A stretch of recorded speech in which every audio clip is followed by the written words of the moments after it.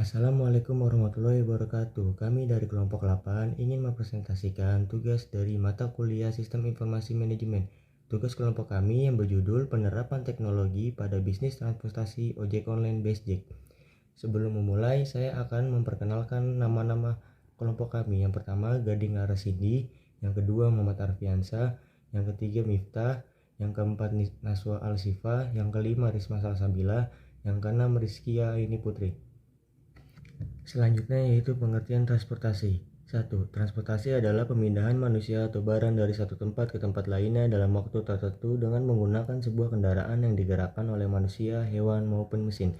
Yang kedua, transportasi adalah hal yang dekat dengan masyarakat. Transportasi ada berbagai macam jenisnya, baik roda 2 maupun roda 4. Transportasi umum masih digunakan masyarakat sebagai sarana untuk menuju suatu tempat, walaupun untuk memiliki kendaraan pribadi di zaman sekarang sangatlah mudah. Selanjutnya, pengertian ojek. Definisi ojek menurut KBBI adalah sepeda motor yang ditambahkan dengan cara memboncengkan penumpang yang menyewa. Ojek merupakan sarana transportasi darat yang menggunakan kendaraan roda 2 dengan berplat hitam untuk mengangkut penumpang dari satu tujuan ke tujuan lainnya, kemudian menarik bayaran. Ojek sepeda motor telah menjadi alternatif angkutan bagi sebagian masyarakat karena fleksibel dalam kegiatannya, bisa menjangkau tempat yang tidak dilalui angkutan umum seperti angkutan kota, bus, atau jenis angkutan umum beroda 4 lainnya. Secara de facto, keberadaan ojek sepeda motor dianggap sangat membantu dalam memecahkan kendala terhadap tersedianya angkutan umum sebagai angkutan alternatif.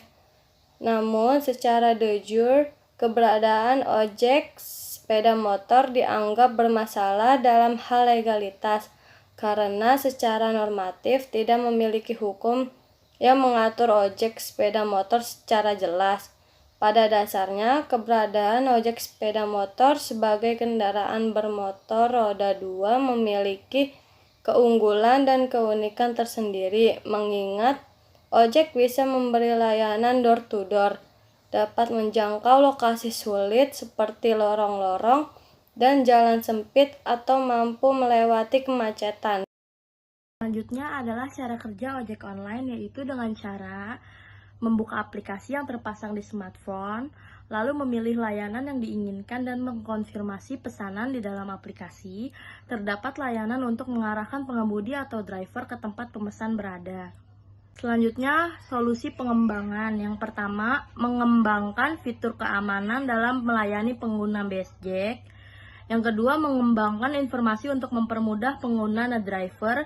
Yang ketiga, mengembangkan dan meningkatkan layanan agar pengguna lebih mudah menemukan driver. Selanjutnya, manfaat program. Yang pertama, terhindar dari kemacetan yang sulit dilewati oleh mobil atau kendaraan besar. Yang kedua, harga ekonomis tidak bikin dompet tipis. Yang ketiga, jalan keluar bagi Anda yang ingin mengantar barang. Yang keempat, menjadi pilihan ketika Anda malas untuk mengendarai sepeda motor sendiri. Yang kelima, membeli makanan tetapi tidak ingin keluar untuk membelinya. Selanjutnya, ada layanan transportasi ojek online. Layanan transportasi ojek online terdiri atas 3. Yang pertama itu ada layanan transportasi. Layanan transportasi pada aplikasi ojek online di mana driver akan mengantarkan konsumen dari tempat penjemputan ke tempat tujuan. Konsumen akan memasukkan tempat penjemputan dan tujuan ke dalam aplikasi ketika melakukan pemesanan. Yang kedua, layanan pesan antar makanan. Layanan pesan antar makanan di mana konsumen akan membelikan makanan yang dipesan pada restoran warung yang sudah bekerja sama, kemudian driver akan mengantarkannya ke lokasi konsumen sesuai dengan keterangan aplikasi. Yang ketiga, ada layanan pesan antar barang. Layanan pesan antar barang yang ditawarkan oleh perusahaan ojek online di mana driver akan mengantarkan barang dari konsumen ke tempat tujuan yang diinginkan sesuai dengan pemesanan di aplikasi. Selanjutnya adalah perkembangan ojek online. Transportasi ojek online merupakan angkutan umum yang sedang banyak diminati masyarakat. Sama dengan ojek pada umumnya, ojek online menggunakan sepeda motor sebagai sarana pengangkutan. Ojek online kini banyak diminati karena perkembangan dengan kemajuan teknologi. Ojek online merupakan ojek sepeda motor yang dapat dipesan menggunakan teknologi internet dengan memanfaatkan aplikasi pada telepon genggam. Hal ini memudahkan pengguna jasa untuk memanggil pengemudi ojek online.